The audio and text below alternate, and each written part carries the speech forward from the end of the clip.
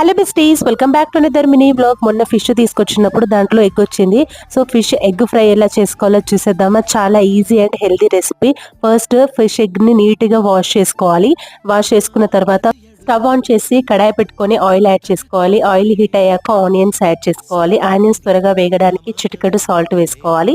దాని తర్వాత ఫ్రెష్ అల్లం వెల్లుల్లి పేస్ట్, అలాగే 2 మిర్చీస్ వేసుకోవాలి. దాని తర్వాత కరివేపాకు కొంచెం వేగాక మనము పసుపు యాడ్ చేసుకోవాలి. కొంచెము బ్రౌన్ కలర్లో వేగాక ఎగ్స్ అనేది యాడ్ చేసుకోవాలి. ఎగ్స్ చాలాసేపు కలపాలి. చూడండి, పైన చూపించిన విధంగా మొత్తం ఇట్లా కలిపేటట్టు ఈవెన్గా మిక్స్ చేసుకోవాలి మొత్తము. అప్పుడు మంచిగా పొడి పొడిగా అయిపోతుంది.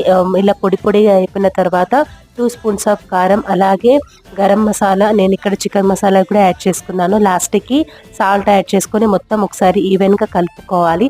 దాని తర్వాత లాస్ట్కి పుదీనా అలాగే కొత్తిమీర యాడ్ చేసుకొని కలుపుకోవాలి. అంతే, చాలా ఈజీ.